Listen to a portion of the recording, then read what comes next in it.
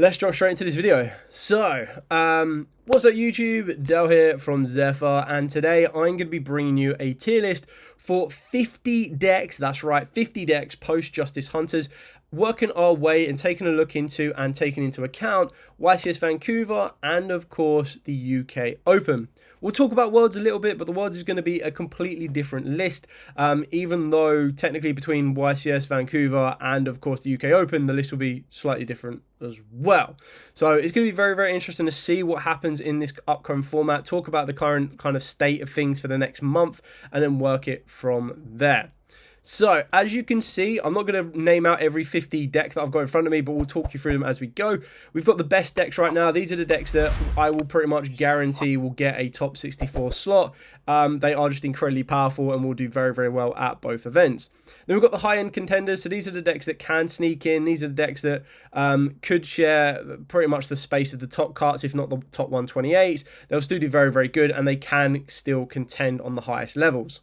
Then we've got rogues. We've got decks that are kind of like the surprise factor. There's one that if you are not prepared for, if you don't know their choke points, you might drop the hand traps or the breakers a little bit earlier, not be able to get past them, and then be shocked when they bring out like a towers in the form of like Super Great Magnus, for example. Then we've got locals. So this is a deck that, like a deck that would do really, really well at a local environment. It's more than casual because it still has spaces for hand traps or breakers. It has a coherent theme through it. It's able to play.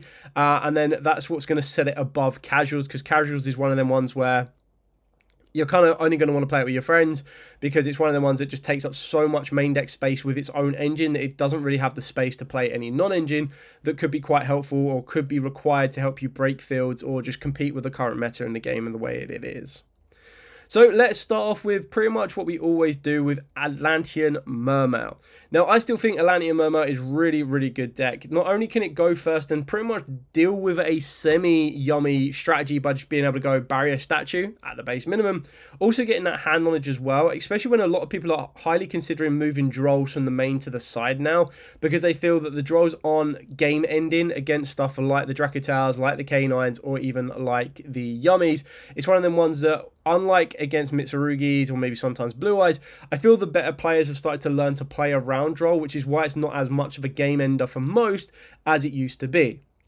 That being said, there are still some main deck weaknesses to stuff like Atlantean Mermails that opponents will need to be able to deal with, and that's stuff with the consideration of maybe possibly Perulia going into the main deck alongside the Fluilos. Now obviously with the Fluilos, again, sometimes with the Mermail strategy, you have a little bit of a way of playing around it or mitigating the amount of draws you give your opponent and still locking them down. But on the flip side of that, you're still then trying to end on your strongest end field in order to kind of give you the best you need to do. So, with Mermail Atlanteans, I think if you are a decent enough pilot, if you learn it inside and out, if you've practiced the interactions with it, it's one of the ones that I wouldn't go and pick up straight away and go, right, I'm going to a YCS tomorrow, I'm going to win it. Because that's probably not going to happen. That would probably put you more on like the local level. But if you know the deck inside and out, I feel that it can kind of skate between this grey area here, between a high-end contender and a rogue matchup. I feel that I'm going to put it more so rogue, just for the pure fact that I feel it's going to be less represented than some of the others that go above it. This might change as we go through the video, but I do also feel that all it takes is your opponent to put Droll in the main deck or to side in the Droll and see it games 2 and 3, and then it really does struggle. I'm not saying that Droll ends a turn, because again, good players with a deck like Mermail Atlanteans will know how to play around it, learn how to mitigate the effectiveness of it. And what I like about the Mermail Atlanteans is one of my favourite cards right now in the game is Dominus Impulse. I can't wait for the next Impulse card we're going to get as well. But for now, right now, Dominus Impulse is like one of my favourite cards. And I'm just kind of like trying to find a deck to justify playing it in. And that's why I do like the idea of Lunar Lights and Atlantean Mermails. But ultimately, it kind of doesn't become as much of a factor to utilize them or play that deck just because of Impulse. As much as I like the card, it's kind of just the way that it rolls. The next one we have is the Labyrinth. Now, I think Labyrinth is a very, very good deck. Again, I feel that if you have piloted it inside and out and you know it, that's going to be a big difference between how well you can do, because you want to know these interactions with Yummies, you want to be able to know the interactions with Dracotals, Canines, and you name it. And if you're able to try and not utilize as many hand effects or grave effects to stop triggering the Canines, it gives you a little bit more playability. The issue is when you're looking at like Lovely Lady and you're looking at cards like your the little squires, apologies, brains are completely dead on that one, you're pretty much 9 times out of 10 always going to trigger the K9s. But I do feel it's one of them decks that if you don't respect it and you don't really take it into consideration or know that your natural deck, like how you can face against it, like if you see it and you're like, oh, I don't know how to deal with this deck because you haven't like practiced it or faced it before, then you're probably going to be in a little bit of a trouble. But if you know how to face it and you know when to interact with it, it's kind of one of them ones that will give you, it won't give you as hard of a time as if you don't it.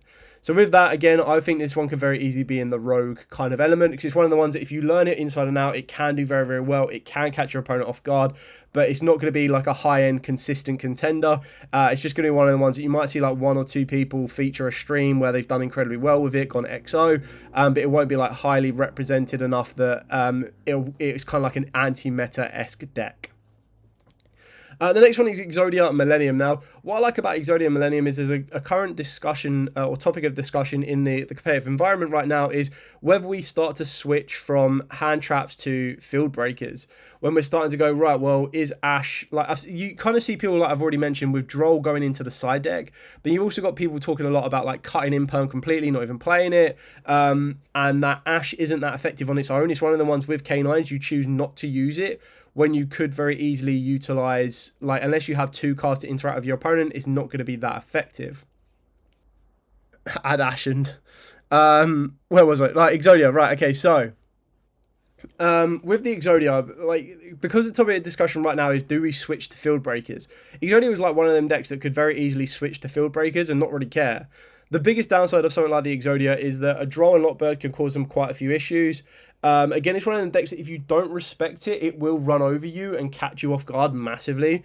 But it's also one of the ones where if you know its choke points are the Millennium Unk and you stop that resolving and you stop them getting the Exodia or you negate the Exodia during the main phase or anything like that, it really just kind of ends their turn. I'm not saying it's locals. It's, again, quite like Atlanteans was bordering this kind of element. I thought the Exodia could border this element here. As if you pilot it really, really well and get lucky, it could become a rogue deck that not a lot of people are expecting and really catch a lot of people off guard. Whether you go for the breaker version, whether you make it into a hybrid version, entirely up to you. But I also feel it's one of the ones that you could take to locals and do really well with because your opponent will disrespect it. And there's probably a bit more variety or local environment than there is at a higher end competitive event. But it's one of the ones that I feel could very easily teeter on this edge here, in my opinion. Did Battles of Legends, Monsters Mayhem. So those decks are already in there. You've got Dragon Maids, we've got Orcusts, and I did have them all together. Yeah, there you go. Gem Knights, Necros. I don't know what's happened. When I've uploaded this, it's kind of like shuffled the audio around. So they're kind of like the 4 competitive ones. We don't have them yet here in the EU, but I will talk about them because they are quite relevant for the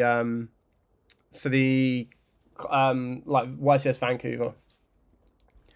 Snake Eyes. Now, Snake Eyes on its own, I'm not like, it's not being disrespectful at like putting it at a local level, but it's just one that doesn't really have good matchups. It doesn't really give you that that ability to really counter your opponent. Now, if you were to play some sort of hybrid version of the Snake Eyes deck, maybe it could push itself into the rogue element. But I feel that trying to find that kind of like category below rogue that isn't as high end contender as anything, that's probably where the Snake Eyes kind of fit in nicely. Fire Kings, I again, don't take this as a disrespect. This isn't a disrespect to Fire Kings. It's like when you're looking at it logically, the Fire Kings themselves, they did really well in a Ryziel Malice format because they kind of were just like anti those decks. They did really well, and then we saw Dinkabui do incredibly well with it. The pilot of the regional that I went to that won with it had played the deck inside and out. There's just ways to play around with it, but I feel that when it comes to the current metas of Yummies and Vanquish Soul Canines and everything else in between, it just instantly becomes a lot harder to kind of pilot that deck and float around and beat your opponent at the grind game and everything else in between like that one. So I wouldn't say that it's rogue because it doesn't have like great matchups against the decks that I would say like on a consistent basis will go into the high end and the best ends, but it's still kind of like an optional deck there as well. Flu, again, I wouldn't say Flu's like casual, but it's kind of one of the ones that it's kind of past its prime. Like, M-Pen is only so good. It's one of the ones that, again, if you disrespect it and your opponent plays it and knows it inside and out, they'll probably cause you a lot of issues. But I feel going second, trying to break the current fields that we have could be very, very tricky. I also feel that when they've got to deal with, like, they don't care about Fluolos, but they'll care about Perulia. And Perulia is a card that I highly expect will be massively represented in this upcoming format. Whether people are going to be guaranteed to side it, or even people are considering main decking it and having 6 chummies in the main deck, it really is one of them cards that can cause an opponent like a lot of issues. And I think that's just where Flunderies just really, really will struggle. Now, the next ones I'm going to do, I'm going to kind of do together. I didn't put like normal Dracotals in here, but basically branded. Now, I know players that have played this inside and out, and I would expect at the UK Open, possibly the branded will do really well. Like, the person that pilots branded will do well, but that'll be like that individual that's done incredibly well with branded. I think when you put branded with the Archmages, I think when you consider the Dracotals with this as a hybrid as well, the deck can be really, really good. I feel the issue is when you're trying to kind of combine these and where you're going to put them, I feel that they're definitely at the higher end, like they're definitely at the top end of the locals. Like, you could take these to locals and do very, very well with them. But I don't think they break into the rogues. And what I mean by that is, I mean, arguably maybe branded could, but it still has this same issue. Like, a good pilot knows how to play a deck without needing to use Branded Fusion as a core centerpiece. But it's still going to be very, very tricky to navigate around impulses or yummies. Like, yummies are significantly weaker going second, which is why a lot of people are considering playing like Yummy Breaker. Or you're still going to end up having like your top end decks, because their engines are so small. Like, a K9 engine is like 10 cards. A Dracotal engine is 1, 2, 3, 4, 5, 6, 7, 8, 9, 10, 11, 12, 13, 14, 15, 16. Like, you can probably make it like a 16 card engine. So it's still like 50% of your deck. But if you wanted to, the rest of your deck could be hand traps or breakers. So probably more hand traps with Dracos, because then at least you've got, at least you'll have the monsters rather than the breakers. So that's the biggest downside, is if you open up like a hand of breakers and none of them are monsters, then your Dracotals are going to be like, well, rip. So, yeah, I feel that branded, I would say branded is closer to the rogue element than the Archmages. Like, Archmages on their own, high-end locals, but when you mix it with branded, they kind of like go along this grey line here. Like, that's kind of where I'd put them.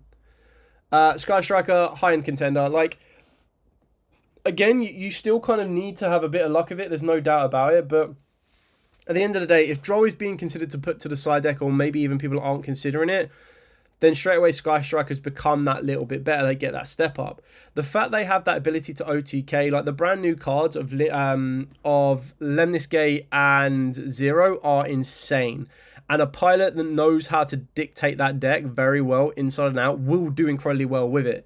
So it is a little bit pilot dependent, but I wouldn't say that it's rogue. Yeah, exactly. Ryan Yu could make it the best deck. So if like Ryan Yu pilots this or chooses to pilot this at Vancouver, I would highly expect we'll see the stocks in Sky Strikers go up through the roof a little bit more than they already have. But it's definitely one of these decks that I wouldn't be surprised if it made the top cut at the UK Open, and if it made the top cut at YCS Vancouver as well. It's also a deck that I believe is nearly at full power in Worlds. Not too sure if people would choose to pilot that, because I think like Vanquish Soul is just so evidently better and stronger. I think like the only thing they don't have with the OCG is like Die Smasher, and it's like pair Die Smasher, and it's like, well, okay, well, we'll adapt it a different way anyway. So I don't think it makes a huge difference. I do feel that Worlds is going to be won by a Justice Hunters deck this format. That's just my opinion. Cash Tierers. Now, Cash Tierers is a bit of a weird one, because you're probably not going to be playing, like, you're not going to be playing like pure Cash Tierers. Like, without Rise Heart, Cash Tierers can't really be played pure to the best of its ability. If anything, you're going to be playing like a Cash Tierer engine. You're either going to have a 50-50 and use your Cash Tierers as like a breaker version, or you're going to have 50-50 and use your Cash Tierers as like a way to rip your opponent's extra deck apart. Now, in the past, when there was only one detonator, it was a kind of a semi-good call. But right now, when you're looking at like Yummies and they're like, yeah, we play 3 of each of them, or like 3s and 2s, and then you look at Dracotals and they were like, yeah, we play 2s of ours that are important to us. Yeah, exactly. So Fenrir and Pank will go in at like every main deck or side deck. So as a like a little mini package, there's no question about it. Like, they're both incredibly good cards. But as like a oh, now let's play Rice Off, Free Unicorn, a Birth, a Theosis, and a Fenrir, that's probably not going to be very consistent on that one. So if you were going to use it as a engine right now on a bigger scale, it goes here. I'll tell you what I should have done, is I should have used Kashtir Fenrir, because if I was considering an engine, I would have put Fenrir up here. It's going to be one of them breaker cards. It's going to be so good, this format. But as like Kashtirs on their own as a deck, they're not even, I mean, I wouldn't even class them as rogue. Yes, they can summon themselves without triggering effects, but the fact of the matter is you'd only get one for free. And after that point, you're then going to want to search a card. And once you search a card, you then put yourself into the Droll environment. You put yourself into an Ash environment. Yes, you get to look at your opponent's extra deck, but like a Unicorn looking at your opponent's extra deck is nowhere near as effective as it once was. Like, I'm pretty sure Yummies will end up playing like, what, 2 Herald of the Arclights? So you're not exactly getting rid of those. They play 3 Snatchy. You're not getting rid of all of those. So like banishing face down is still incredibly powerful, but I just don't feel that you're going to get much with this. So it's kind of like the flu. Not that they are weak to a lot of hand traps. It's just not as aggressive as it needs to be as a deck. As an engine, different story. That's probably where minimum Fenrir is going to be more effective. And I can't count 3 cards as an engine or like a deck on its own, in my opinion.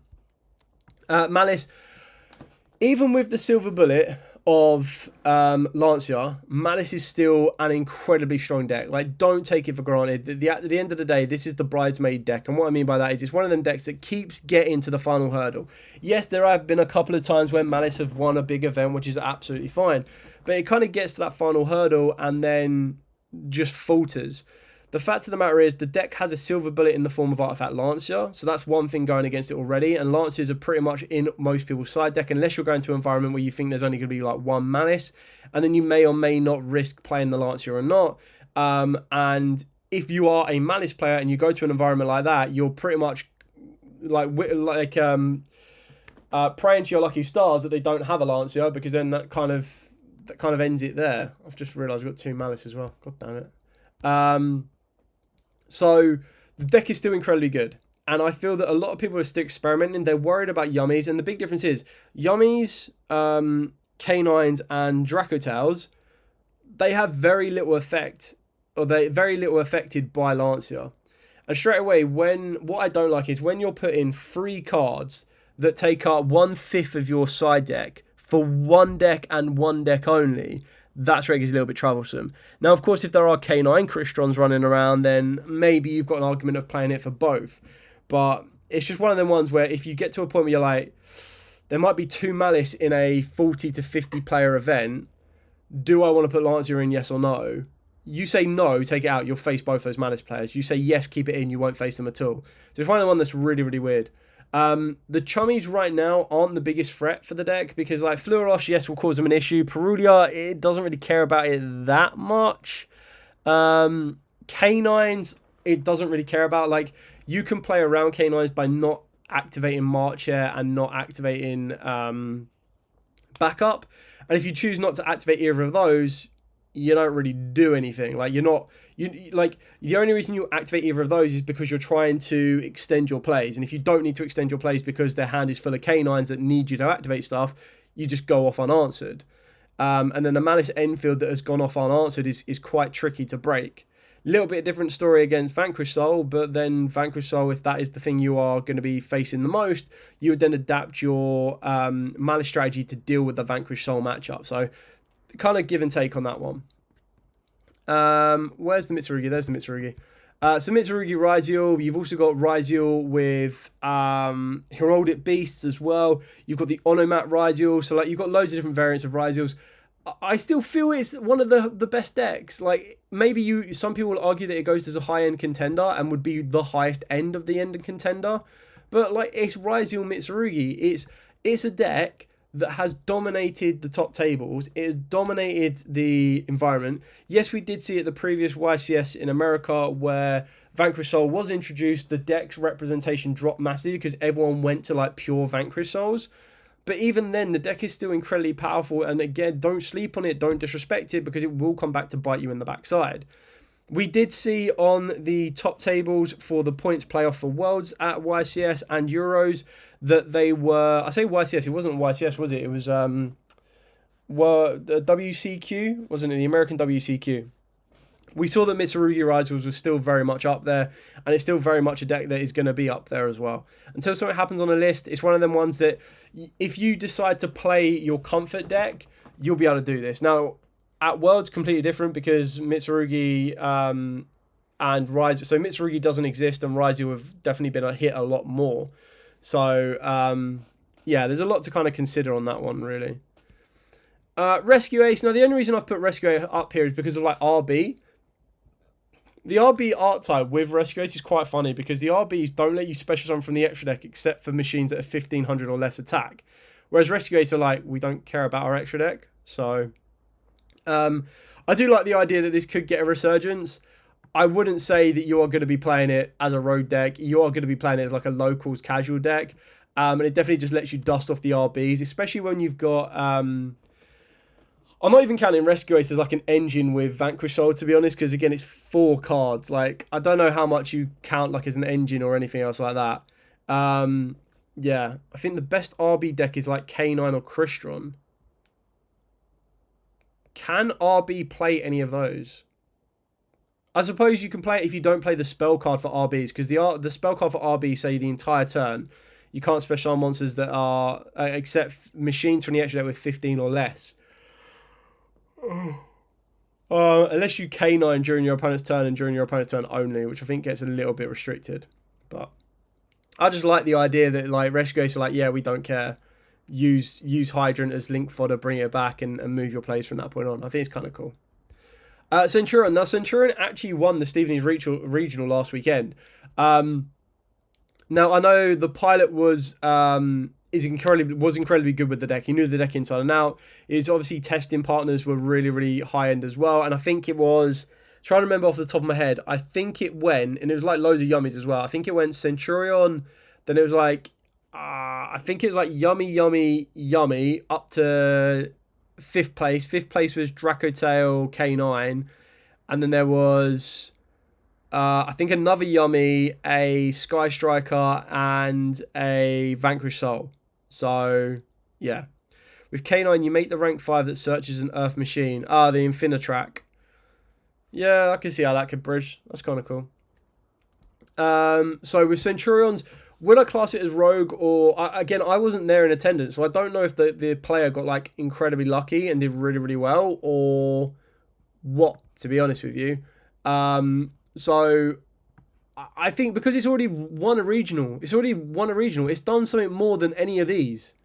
Like, it's done something more than any of these. Maybe, of course, it was like a bit of luck over a one-off. But at the end of the day, when I'm looking at just this season and I'm looking at the regionals we've had, technically, Centurion's the best deck because it's the only one that I know of that has won a regional. And I'm not saying that's the only thing that's won regionals, as there have been American regionals and everything else, which is why it's not there.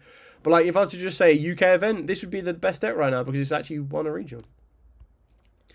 Tenpai. Now, ironically, Tenpai would probably be insanely good this format for the pure fact that it would go second, it would be able to play all breakers, and then just go, I've burnt every card in my hand, except one, off we go.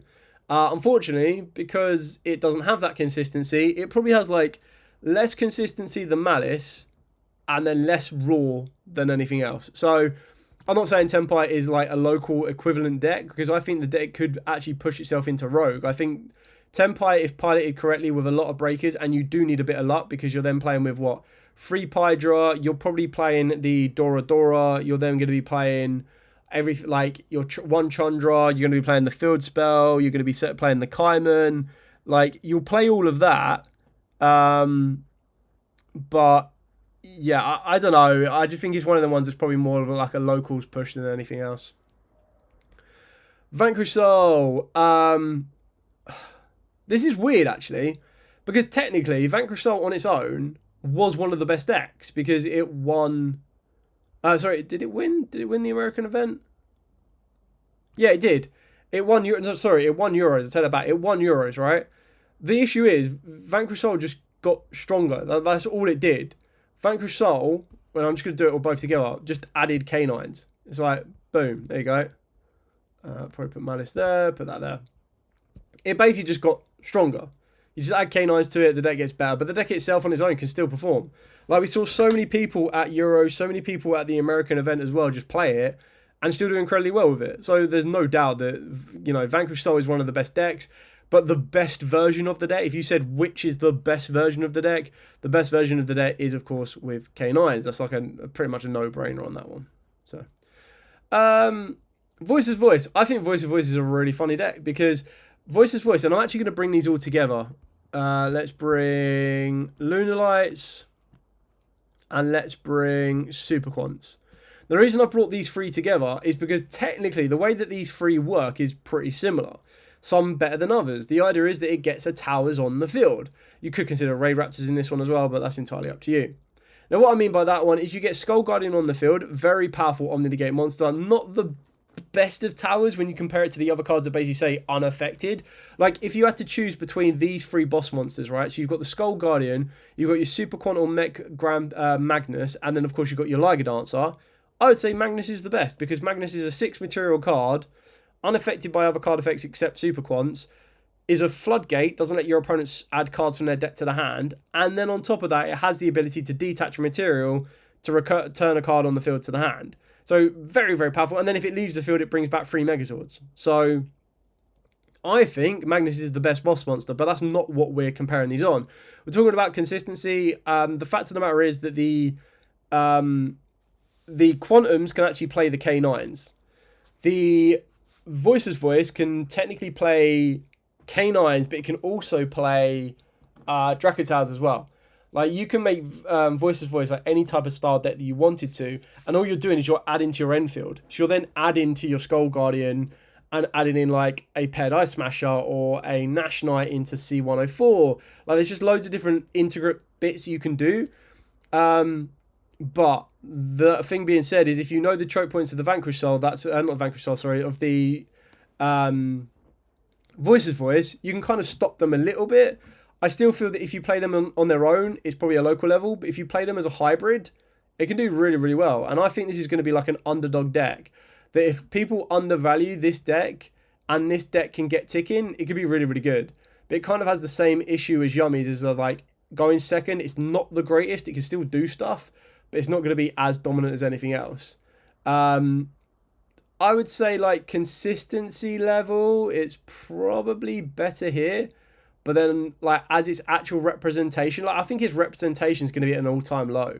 But what you've always got to remember is that if they do the right hybrid, they could play the Dominus Purge. Not that they're going to, but they could do. And then on top of that as well, you can then still add hand traps. Like, the engine for Voice's Voice is what? 3 Diviner, 3 Low, 2 Skull Guardian. Like, it's one of the ones that if you end your like, if they go off unanswered, it's very tricky to break that field. Like, to break that field with the trap card, the ability to ritual summon. Like, I suppose the biggest issue you got to worry about right now, though, is that Dark Ruler No More is in the format, or like is considered to be in the format. So that's why I would probably put that as the locals, but then I would consider these to be a lot higher. Now, I feel Lunalight has more representation than Super Quants, but I feel that Super Quants could be considered as being slightly better. The only issue is, it takes them just as much to get into their Great Magnus as it does for Lunalights to get into their Liger Dancer. The difference is that they have multiple ways to get into Liger Dancer, but you only have really one way to get into your Super Quant. And that's where you need to add another layer of protection to it, whether that be the K9s, whether that be like a very small Terratop engine. That's kind of what you're aiming to go for. So as much as I would love to put like the Super Quants like higher up here, I think I think like Lightsworn is not Lightsworn, sorry, Lunalights are probably better than that. I feel that their choke points are pretty noticeable, so I'd probably put them here. I really want to put this higher. I love this deck. Like, it's Power Rangers, man. Like, if you grew up during the 90s like I did, yeah, I know, show my age. Like, Power Rangers was such an important thing as a childhood. Like, I would love to see this deck do well. I really would. I was half tempted to play it. I really want to try it out with the K9s. I just haven't had the chance to do that yet. And the biggest issue is you play so much... you play so much engine. So you're going to play like 3 black layer, 3 Zaytan, 2 white layer, 2 red layer, 3 blue layer, 1 field spell, 3 of the quick play spell. Maybe you could push it down to 2. Like you're pretty much playing a 30 card. I think it was 30 cards. Let me have a look. Is it 30 card engine? This is K9 with. So it's like 10 cards for the K9s, right? And then it's 1, 2, 3, 4, 5, 6, 7, 8, 9, 10, 11, 12, 13, 14, 15, 16, 17, 18, 19, 20, 21, 22, 23, 24. You're probably looking at like 25 cards being super quant cards. And then you add 10 cards of that being the K9 cards. So that's 35. And then straight away you've got 5 for non-engine. And I just don't think that's enough in the current game state. Whereas with the Lunar Lights, you can play Impulses, that's already your non-engine. You can play like Ashes, Fluolosses, Perulias. Like you can probably save like 10 or more. So, yeah, I would love them to do a new Zord for the Black Layer. The issue is, and someone did point this out to me and it made me a little bit disappointed, is that the Black Layer is designed to go into all of the other Zords. So it doesn't actually need its own Zord. The whole idea is that it has all of the other Zords. Which is cool, but I don't know. I would love it to be more than that. Chimera Illusion, Chimera Fiendsmith, Chimera, however you want to name it. The deck is still really, really good. The issue is there are a lot of decks around right now that they can kind of out cards that say can't be destroyed by battle, and neither player take any battle damage. Like it's not that hard to out them anymore.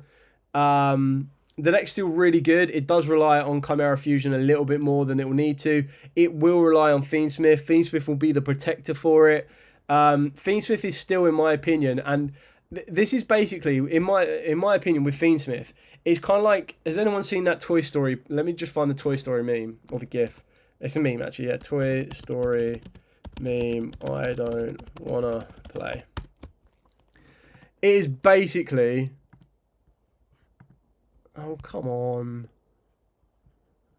Why you fight me on this one?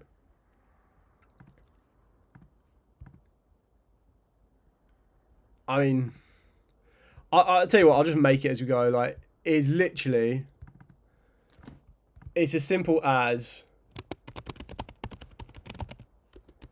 it's basically this, and then you've got K9 Dracatal. Like, that is basically what this is. It's as simple as, you know, you just don't want to play the Fiendsmith engine anymore. So I still think it's incredibly powerful. I still think it's one of the best engines around. Like its graveyard recursion is insane. The only thing that makes the K9's recursion good is the fact that it can lupus if it goes as material. If they bring back lupus and it gets negated or whatnot, then it becomes a lot harder to deal with. So I still feel that this is like one of the best engines, but it's definitely a high-end contender like deck right there. Like there's no doubt about that. And then when you're kind of considering it with like the Chimeras, I feel like the Chimeras is like a rogue option. Anything that utilizes Fiendsmith. So so Live Twins again, I think is a very good rogue option. But the Live Twins themselves have a couple of choke points where you're like, cool, hit that. That's bad terminology, but you know, same with you, Bell, as well. Like, it's just kind of one of them ones that I feel that if you disrespect the deck, you will get caught out by it. But I feel that there are too many points where the deck can choke. There's too many points where the deck can be blocked. There's too many points where, like, certain interactions could really cause you an issue. Now, the Fiendsmith engine got a little bit weaker when Mitsurugi Rituals was so heavy because everyone went onto Bestials. And we found that Bestials was like an anti-meta engine. Now that it gets shifted back again to K9s, which I think only Jockle is a dark. Jockle and Lantern are a dark. So the only one you can really hit is the Lantern. But then if you play Lantern correctly, you target a Earth in the graveyard, not a dark. The Yummies, they don't care. Like none of them are darks, are they? I think they're all like Earths and different attributes. The K9s, sorry, not K9s, Dracatals, they don't care either. They're not like, there's not really any lights or darks. Like the biggest dark in there is the Mululu. And even then, the Mululu is like, well, once you Bestial it, it's still going to resolve. Like, unless I send it as cost, it's still going to get what it needs. So, yeah, I wouldn't really worry so much about it. And that's kind of why I feel that it falls within that kind of bracket. Monarchs. Now, Monarchs, I think you need to be a really good pilot for it as well. I think as soon as you go, I'm not playing an extra deck, people know you're on Monarchs. You don't even really have a surprise factor when you're utilizing them. It's also one of them ones where it's not as hard to break the fields anymore. It really isn't. I'm not saying it's casual, but it's probably one of these ones where it's like a local level. It can do well. It can be considered rogue with the right pilot. You just need to know it inside and out. Like, you really do. What else we got? So we got up to Dark World's going to be our last one. So let's see what else we got. So let's talk about the Battles of Legend decks, right? Now, I can't give you much kind of input on these as a physical player of this said decks because I haven't really done them. But we've already seen Orcus become like a contender. Like, whether that be Orcus Fiendsmith, Orcus with the Ryziels, like, we know that Orcus can compete. There's just no doubt about that. The Dragon Maids with the Draco Towers, this is something that we're not going to be able to experience here in the EU for a long time. We'll have to see how it does at YTS Vancouver, as if anyone picks it up and kind of experiments with the deck. I feel that it could be very, very good, considering that the the Draco Towers want their stuff to be dragons, and that's exactly what the Dragon Maids are. I think it could very easily be upgraded to a rogue style deck, because I always thought when we saw the Draco Towers that they were pretty much meant for the Dragon Maids elements. Now, this one is just going to be an assumption on this one. I feel that this could very easily become a solid option here, because I don't think there's going to be many players out there that know Dragon Maids. I just fear that the issue is Dragon Maids with Draco Tales will get one event this month, and then next month there'll be a new list that might make them better or change how they get perceived. So I'm not going to bet highly on them as of yet, but I wouldn't be surprised if they did something well. Necros, I refuse to put Necros in casual, even though they probably are a little bit more casual now than anything else.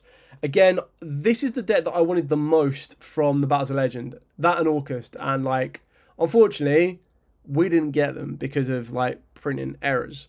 I don't want to put it in casual. I really don't. I want it to be locals. And I think Necros could be a locals contender. But that being said, Unicorn is not as good as it once was. Like, summon down a Unicorn and it says, right, no access to your extra deck, used to be insane. They summon from the hand a lot, so that's going to run into Perulia. Droll can be a bit of an issue for them as well. But then when you're looking about activating card effects in the hand, again, even then you'll do that with Classios, Brianak and everything else. So it kind of runs headfirst into everything in this format. So it really isn't a deck to be playing this format, sadly enough. Gem Knights. We've seen Gem Knights get to top 64. I feel that it's one of the ones that, again, if you don't respect it, you're going to get caught out by it. There's no doubt about it. I would definitely put it... I mean, it's already achieved more than the rest of this stuff on this list. So it could very easily be a solid feature here. I just feel that we've got such a small pool to take from on how many they are, that it can't really be justifiably given like a high-end guaranteed spot. Okay, Tomb Keepers, Temple of the Kings, Odeon deck, Apophis deck, however you want to name it. The fact of the matter is, it gets played as a hybrid. It's probably like the best hybrid to go with Cashed Heroes, if I'm being honest with you, right now. Like, this hybrid between the two of them could be really good, because your man with the mark is your normal summon, your man with the mark sets up your spells and traps, and then your Cashed Heroes are like, yo, we'll be your aggressors, we'll be the everything you need, and that's when they kind of come into it. So I'd probably say that they go there. Blue Eyes I still think is a high-end contender. Like, the deck is still really good. It just doesn't, quite like the rest of the stuff though, it just doesn't keep up with like the Yummies and the Dracotals and the Canines and the Vanquish Souls and the everything's in between. So that's something you're going to need to take into account. White Forest, I wouldn't, like, White Forest is a weird one because I wouldn't class it as a rogue deck. Like, it's not a deck that has insanely good matchups against something over the other. It's just generally a good deck. It's one of the ones that if you have like played it enough, it can do very, very well. I'm not saying it's a local level deck. I feel that it's probably better than a local level deck. I feel that it could very easily fit within this rogue level deck. I feel that it kind of sits around this position here because it can't really be played as a hybrid with much else. I mean, you could do an Azamina Dracotal version as a possible option. But then you've got to make sure you're focusing on your spellcasters and your dragons rather than your illusions and everything else. So, apologies. Warrior is a bit of a weird one. I really like the deck. I think the deck can compete, but I think it is kind of stumped with how much main deck engine it needs, how little space for non-engine it has, and then just how combo heavy it is as well. Like, you need to get so many different factors lined up correctly to make that work. Then, you know, it's a little bit tricky. Another one I did forget about is Pearl Lily, because Pearlies technically count as like one of the tower style decks. Now, this is one that's probably, I don't know, is it a little bit more popular in Europe than it is America? I'm not sure. I just feel that Droll causes it issues, Fuelos causes it issues, and with people so worried about the odd option of towers, so you got your Dogoran in Vanquish Souls, you've got your Searchable Kaiju in the side for Mitsurugi variants. Heck, some people are playing Underworld Goddess in the extra deck now if they've got the space for it. Like, trying to out towers isn't the hardest thing to do, and that's something that you need to be very careful of, because, again, if you disrespect a towers deck, you will, by sure, get absolutely bit in the backside by it.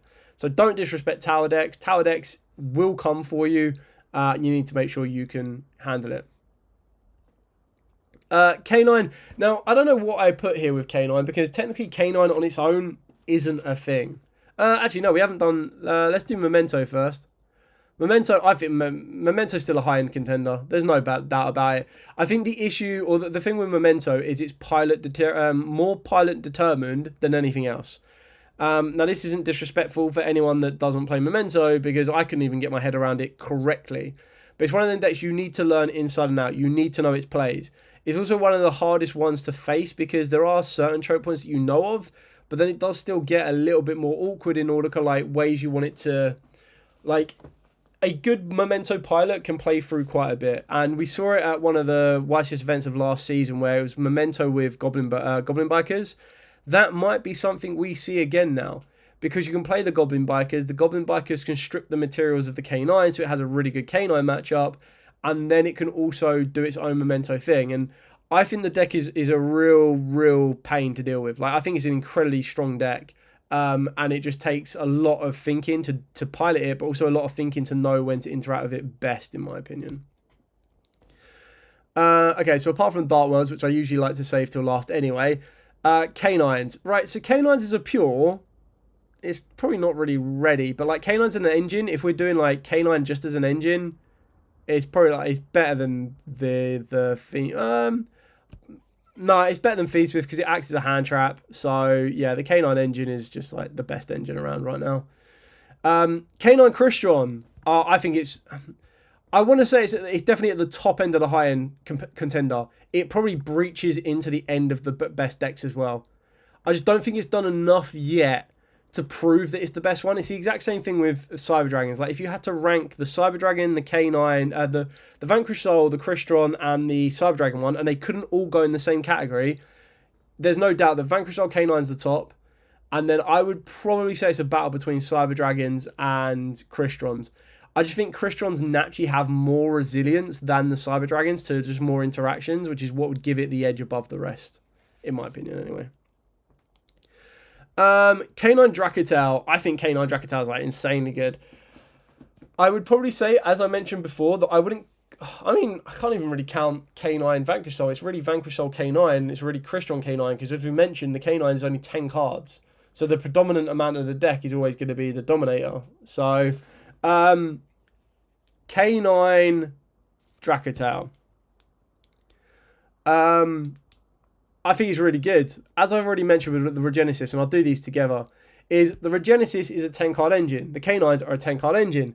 Basically, what you're trying to talk about, or what you're trying to go for with that, is you're trying to say what are the pros and the cons. Now, the pros of a K9 version is the K9s give you more for your opponent to worry about, because they're like, oh, I need to make sure I don't activate cards in the grave or cards in the hand, because then I trigger off the K9s. The K9s can then set you up protection for your Dracotel, because you can then set up protection for an Ash on your Rahu Dragontail. You can also recycle your Azuna from the graveyard back to the hand, so you can go again during your opponent's next turn with your Arthleon. You also have the ability to start diving into some rank 5s in your extra deck. So you can work your way into the C104 play, you can work your way into a Nashornite play, you can work your way into a Canine Ripper play for that protection that you need. Your Canine Ripper can work its way into the Werewolf can get full hand knowledge and rip a card from the hand. Like, the hybrid of the two, on paper, just seems so much better than the Regenesis version. Now, the Regenesis version, and I've already pretty much counted this, depending on how you want to play it. If you were to play 3 Archfiend, 3 Regenesis, 1 Sage, 1 Warrior, 1 Dragon, you're on a total of 6, 7, 8, 9. You're on a total of 9 cards. If you look at the Canines will play 3 Azuna, 1 Lupus, 3 Jockle, and 1 Lantern, plus the Quick Play spell and a Case for Canine. So for the main deck, it's 10 cards to 9 cards. So what's the pros of the Regenesis? Well, the pros of the Regenesis is that they can just summon themselves without starting a chain. So they just go, hi, I am Archfiend. The difference is you would then need to choose not to use Archfiend's effect if you don't want to trigger Yummies. If you wanted to not trigger the Canines, again, you just don't activate, like you can just activate their effects because you go, cool, search Sage, summon down the Sage, and then straight away when you activate a Draken Tower, if they want to activate the effect, you go, cool, Sage negate. So the fact that you can just spawn the board with like level, with 2500 mini boss monsters is pretty impressive. The only thing that I fear for both the Canine version and the Regenesis version is how it outs towers. Now, I had this today. I had to face down 2 of the rank 13 Raid Raptors. Now, I had 2 ways to out those Raid Raptors. I had access to access code, and I also had the Underworld Goddess, because I was like, well, I need the Underworld Goddess to out the Liger Dancer in case anyone at locals played Lunar Lights. And like Great Magnus and everything else. And I was like, well, I'm not like triggering chains or anything. So if my opponent, like, I can chain block my Dracotals, I can build up my Regenesis, and then if I really need to, I'll just go, cool, link 5 into Underworld Goddess and hope that by getting rid of their towers, my opponent doesn't have any material to come back with. So there's that kind of thought and motion behind it. That being said, you could probably do the same with K9. The difference between the two is that K9 doesn't give you as much freedom with your extra deck. As I pretty much mentioned, your 15 card extra deck, straight away, at minimum, you want 4 of those cards being your Dracotail fusion monsters. Then I would highly advise Secturion Dragon and the Majesty Crown Dragon. So that's 6 cards out of your extra deck already, right? So you've got 9 cards to play with. In a Regenesis version, those 9 cards are 2, I would say, 1 SP, 2 Typhons. I played Dart the Dark Charmer. I played Access Code Talker. I played Hieratic Seals. I played Blue Eye Spirit Dragon, which I never made either of those 2. And then I played... what else did I play? I played 2 other cards. Didn't make much of a difference. But I played 2 more other cards, right? Basically, my extra deck was very flexible. Like, I could change those extra deck cards to be Ultimate Slayer targets. I could change those extra deck cards to be... not so much Super Body targets, but they could be Super Body targets. They could be... pretty much anything. I could probably play an X-Drab version if I really, really wanted to. That was it. I played Underworld Goddess and Moon of the Closed Heavens. I didn't need to play Moon. I could cut that card out completely. Very rarely did it come up, but it's just one of the ones where I get to use 2 of my opponent's monsters to make a Link 5 rather than just 1. On the K9 side, those 9 cards that I just mentioned would become... let's try and do this again, but better. So it'd be Nash Knight, C Nash Knight. It would be 104, C 104. It would be 2 Rippers, because you have to. 1 Werewolf, a Paired Die Smasher, and then Vulcan, the rank 5 that lets you like book and moon your opponent's cards and destroy spells and traps when it's sent. Like, so it's a little bit more comprehensive, but don't know what's just happened here. But that's that then wouldn't allow you to go into... That wouldn't allow you to play like Typhon or anything else right now.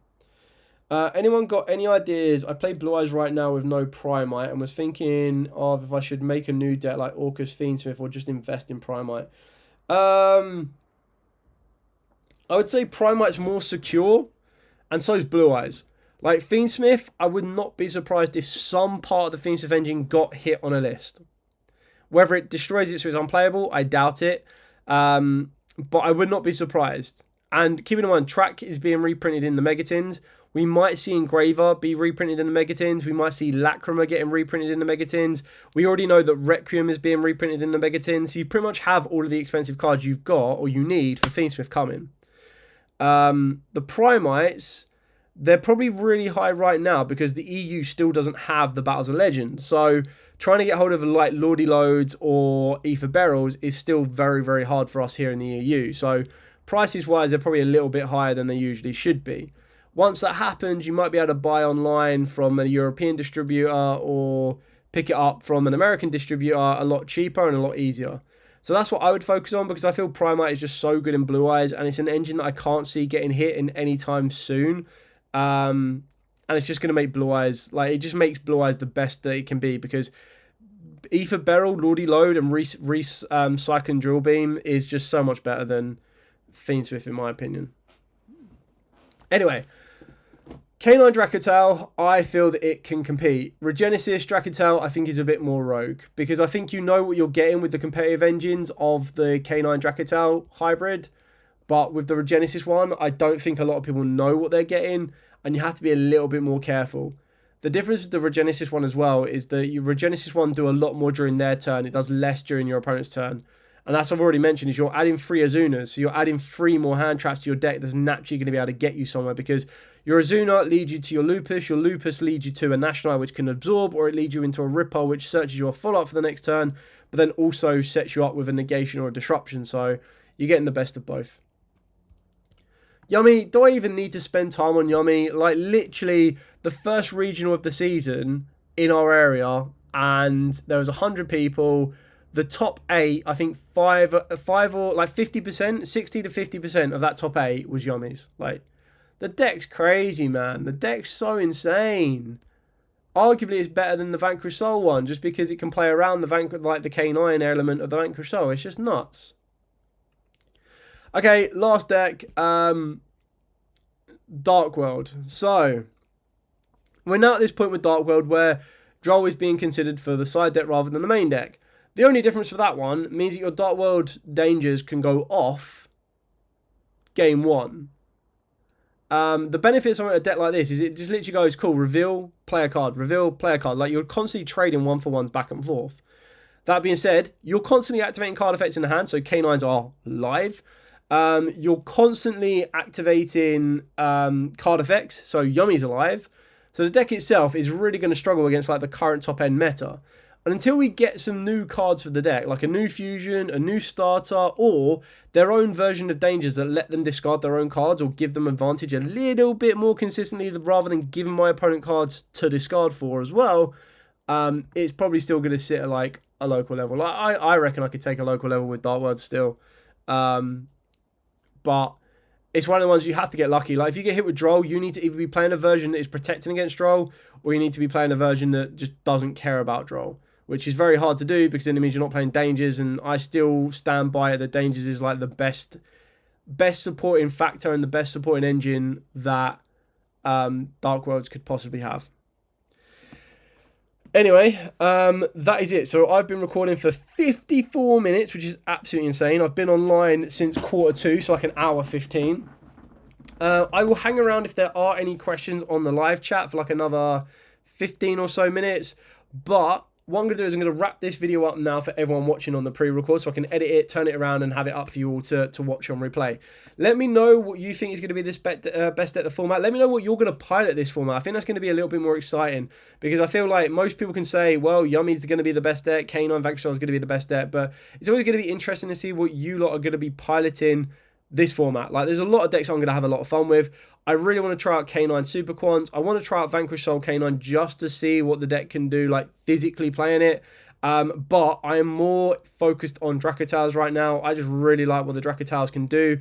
I've already fallen in love with Arfleon and Femina, and Lucius. Like, I think all three of those cards are really good.